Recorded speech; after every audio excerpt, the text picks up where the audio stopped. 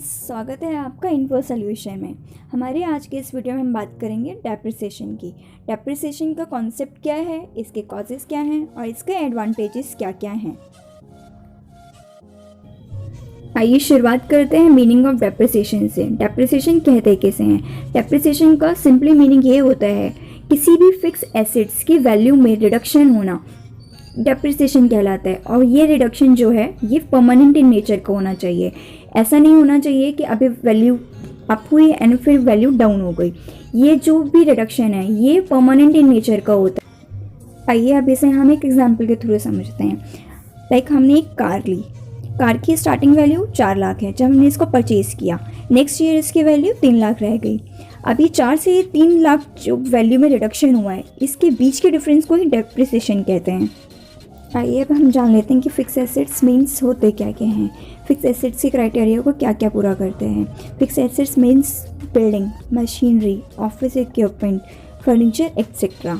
Overall हम ये कह सकते हैं कि फिक्स एसेट्स में हमारी building, machinery, vehicle, furniture, computer, mobile phone, car etcetera, ये सारी की सारी हमारी फिक्स एसेट्स की डेफिनेशन को फुलफ़िल करती हैं। जनरली सारे ही फिक्स एसेट्स पे हमारा डेप्रिसिएशन एप्लीकेबल होता है, बट एक लैंड एक ऐसा फिक्स एसेट्स है जिस पे डेप्रिसिएशन हमारा एप्लीकेबल नहीं होता है, बिकॉज लैंड की वैल्यू कभी भी डेप्रिसिएटेड नहीं होती है। इसकी value day by day increase होती रहती है। लाइक हमने अगर कोई लैंड 1 लाख में खरीदा है, नेक्स्ट ईयर उसकी वैल्यू में इंक्रीमेंट होता है। कभी भी किसी भी लैंड की वैल्यू डिक्रीज़ नहीं होती है। चलिए अब हम बात कर लेते हैं कॉजेज़ की। डेप्रिसिएशन के कॉजेज़ क्या क्या हैं, किस किस रीजंस की वजह से डेप्रिसिएशन होता है। इसके रीज़न में फर्स्ट आता है wear and tear. Wear and tear का मतलब ये होता है कि जिस फिक्स एसेट्स को हम जितना ज़्यादा यूज़ करेंगे उसकी वैल्यू में उतनी ही कमी होती जाएगी। उसकी वैल्यू में कमी, उसकी यूसेज, उसकी मूवमेंट, उसमें गिरावट आती जाएगी। लाइक एक मशीनरी है, मशीनरी को हम प्रोडक्शन में जितना ज़्यादा यूज़ करेंगे वो उतनी ही उसकी कैपेसिटी कम होती जाएगी। डेप्रिसिएशन का नेक्स्ट रीज़न है लैप्स ऑफ टाइम। कोई भी एसेट्स का एक फिक्स एक्सपायरी पीरियड होता है। लाइक कॉपीराइट, पेटेंट्स, इनका एक एक्सपायरी डेट होता है, उसके बाद वो एसेट यूज़लेस हो जाती है। थर्ड नेक्स्ट रीज़न है हमारा नॉन यूज़। किसी भी एसेट्स को अगर हम यूज़ नहीं करते हैं तो उसकी वैल्यू में वैसे भी रिडक्शन हो ही जाता है, जिस रिडक्शन को हम डेप्रिसिएशन कहते हैं। फोर्थ रीज़न है मेंटेनेंस। जिस भी फिक्स एसेट्स की जितनी ज़्यादा अच्छी मेंटेनेंस होगी उसकी लाइफ उतनी ही ज़्यादा चलेगी। अगर किसी भी फिक्स एसेट्स की मेंटेनेंस नहीं हो रही है, उसकी सर्विसेज नहीं हो रही है, तो वो जल्दी से ही ख़राब हो सकती है और प्रोडक्शन के लिए नॉन यूजेबल हो सकती है। डेप्रिसिएशन के होने का नेक्स्ट रीज़न हम ऑब्सोलेंस कह सकते हैं। ऑब्सोलेंस मीन्स होता है किसी भी इम्प्रूव या किसी भी न्यू मशीनरी के आने की वजह से जो पुरानी मशीनरी है उसका डिक्लाइन किया जाता है, उसे ऑब्सोलेंस कहते हैं।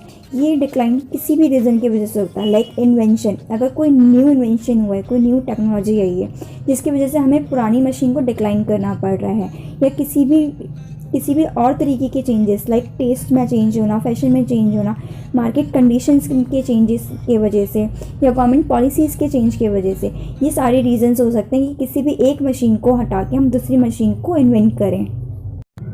आइए अब हम चलते हैं इसके एडवांटेजेस की तरफ। डेप्रिसिएशन के एडवांटेजेस क्या क्या होते हैं।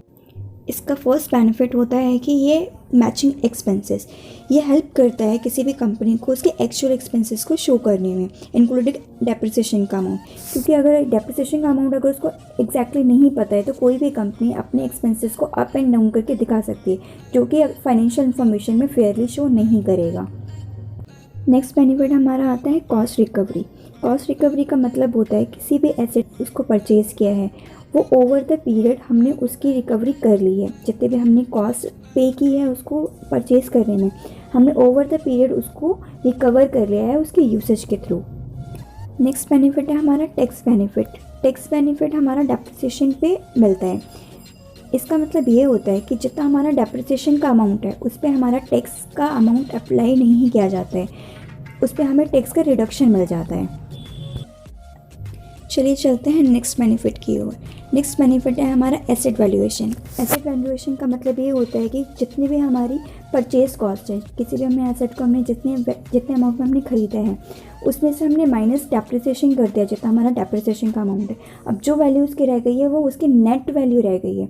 अब इसी वैल्यू को हम बैलेंस शीट्स में ये शो करते हैं। इसका मतलब ये होता है कि जो भी हमारी वैल्यूएशन हुई है वो फेयर वैल्यू पे होती है, इसमें कोई मैनिपुलेशंस के चांसेस नहीं होते हैं। एसेट को हमने बुक वैल्यू पे शो किया है। तो फ्रेंड्स, हमने आज बात की डेप्रिसिएशन के कॉन्सेप्ट की, कॉजेज़ की और इसके एडवांटेजेस की। इसके कुछ मेथड्स भी होते हैं कि डेप्रिसिएशन को हम कैलकुलेट कैसे करते हैं। डेप्रिसिएशन के मेथड्स में फर्स्ट मेथड आता है straight line method, second method है sum of fair digit method, third है double decline balance method, fourth है यूनिट ऑफ प्रोडक्शन मेथड। इन मेथड्स की चर्चा हम नेक्स्ट वीडियो में करेंगे। आज के लिए सिर्फ इतना ही। अगर आपको मेरी वीडियो पसंद आई हो तो प्लीज़ सब्सक्राइब करना ना भूलें। Thank you.